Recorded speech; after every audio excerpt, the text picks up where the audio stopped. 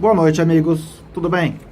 Eu queria falar hoje sobre um tema que tem me preocupado bastante, ligado ao processo civil e acaba envolvendo outros tipos de processo também, que é uma tendência de alguns magistrados hoje condenarem advogados como litigantes de má-fé. Primeiro caso é o processo 002-7877-78 de 2017, 8.19.0206. Ação de juizado especial civil. Parece que o cliente, nesse caso, apresentou documentos falsos para sugerir que tinha sido negativado indevidamente. O advogado ajuizou uma ação e o juiz ouviu por bem, no caso, condenar o cliente e o advogado como litigantes de má-fé, tá? E o outro caso, tá? Daí não é nem cível e eu não teria nem porquê, na verdade, fazer uma grande defesa, porque eu sou muito crítico da Justiça do Trabalho, da forma protetiva dela em relação ao reclamante, etc. Mas tem que falar sobre isso. O caso do TRT da 2ª Região, aqui na cidade de São Paulo, primeira vara do trabalho da comarca de São Paulo, tá? Do prédio da Barra Funda. O advogado também, por ter formulado pedidos que a juíza julgou descabidos, o advogado foi solidariamente, junto com o seu cliente, condenado como litigante de má-fé. Gente, isso é um verdadeiro absurdo. E eu volto a falar, eu sou extremamente crítico da Justiça do Trabalho em relação à forma, como até pelo menos pouco tempo atrás, ela protegia sobremaneira, demasiadamente o reclamante. Mas vamos por partes. Vamos falar primeiro da lei, tá?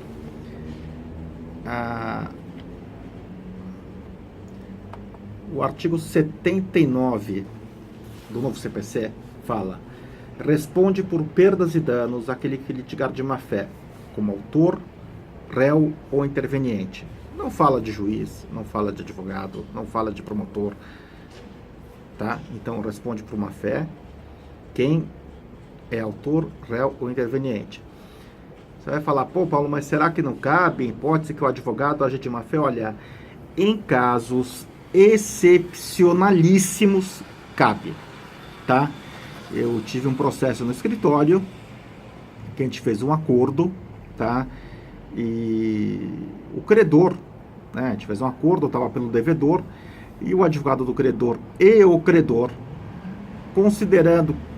eles consideraram que o meu cliente deveria ser uma pessoa muito desorganizada com sua documentação, e após 2 anos do cumprimento do acordo, eles falaram em juízo que o acordo não havia sido cumprido, tá?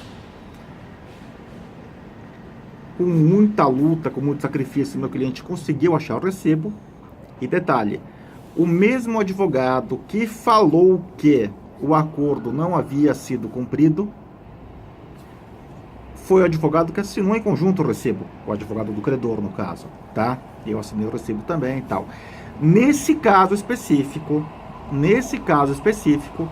nós ajuizamos uma ação civil, postulando pelo artigo 940 do Código Civil, que quem demanda por dívida vencida e já paga tem que devolver em dobro, tá?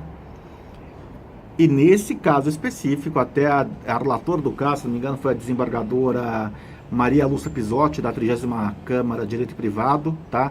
Só não vou dar o número do processo, porque depois a gente fez um acordo e ficou em segredo, a gente se comprometeu a não divulgar o caso perante terceiros. Mas a desembargadora do caso é Maria Lúcia Pisotti, da 30ª Câmara de Direito Privado. Ela mencionou isso no voto, ela menciona especificamente no voto que, de regra, o advogado não responde por litigância de má-fé. Trata-se do caso concreto, né? Eu vou citá-lo depois com os nomes apagados, com o número de processo apagado. Ela menciona que naquele caso específico, sim, caberia a condenação da parte como litigante de má-fé, por se tratar de um caso excepcionalíssimo. Quer dizer, nesse caso do Jack aqui, se fosse o advogado que falsificou o documento junto com o cliente e ficasse provado, ok. Eu sei que tem gente que acha que o que ocorre no Jack é muitas vezes absurdo. Na trabalhista, então, eu comentei isso no Facebook, alguém falou, não, mas está certo mesmo, porque os advogados trabalhistas, eles pedem de má-fé. E eu sei que tem muitos deles que pedem fazem pedidos que deveriam saber ser descabidos. Só que foi o que eu falei para uma moça que comentou isso, né? Glaucia, se eu não me engano, Glaucia Ribeiro. Ela comentou que achava certa a decisão. Ela falou, não sou advogada, sou empresária, acho certa a decisão, tá? Depois um outro advogado falou, não, mas a função do advogado é ser o primeiro juiz do cliente, mais ou menos, né? O teu cliente te dá uma visão dele, do que aconteceu, tá? Essa visão dele, esse relato que ele vai te passar do que aconteceu, sequer vai ser submetido ao contraditório. Na hora que for ajuizada uma ação, daí sim, vai submeter o caso ao contraditório. A grande verdade, gente, é que assim, quando você é advogado e você propõe uma ação, você faz uma análise da probabilidade que existe daquele cliente estar te falando a verdade. 100% de certeza não existe, tá? 100% de certeza não existe. Se eu tiver que, para pegar uma ação, eu começar a ter medo de que se o cliente houver mentido, eu possa ser solidariamente com ele condenado como litigante de má fé, eu vou pensar seriamente para advogar, tá? O que eu falei, a justiça do trabalho, até para quem é empresário, para quem milita na área do direito privado, é muito mal vista. Então, muita gente, muito advogado acha bonito ver um advogado trabalhista arcar com um ônus processual junto com o cliente. E quando acontecer isso na área criminal? Quando um advogado ficar receoso de contar a versão do cliente numa defesa, com medo de que eventualmente, se for descoberto depois que aquela é mentira, será que eu vou ser, como criminalista, condenado como cúmplice, condenado como litigante de má fé, condenado a indenizar a vítima? É perigoso isso. Você quer isso? Você quer esse advogado te defendendo? Ou você quer ser esse advogado que vai ter medo do que vai escrever, que vai pensar em investigar o próprio cliente? Complicado. O direito de defesa fica seriamente prejudicado com esse tipo de questão. A gente tem que falar também que a Lei 8906 de 94 fala expressamente, no artigo 7º ou 6º, se não me engano, que o advogado é inviolável esse trabalho.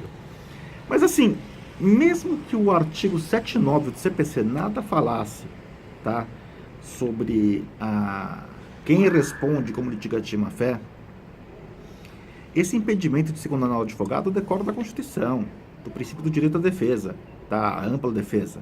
E você não vai ter ampla defesa e contraditório se você tiver um advogado que vai ter medo de lhe defender ou de defender o cliente plenamente, tá? Então, assim, por mais antipatias que eu tenha em relação à área trabalhista, eu acho uma decisão como essa um verdadeiro absurdo. Idem, o mesmo vale também para essa decisão do JEC, e eu vou estar postando as duas na minha página do Juiz Brasil. Gente, por hora é isso que eu queria falar. Vamos refletir, tá?